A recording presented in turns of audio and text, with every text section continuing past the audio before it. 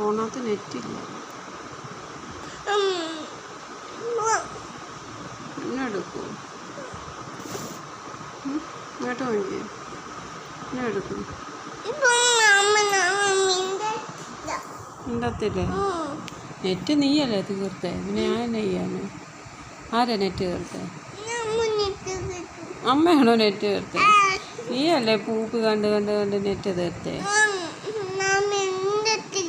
മിണ്ടത്തില്ല, പെങ്ങിയോ?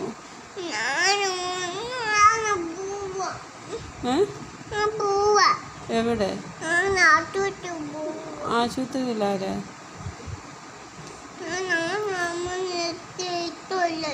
അമ്മ ഇട്ടല്ലേ?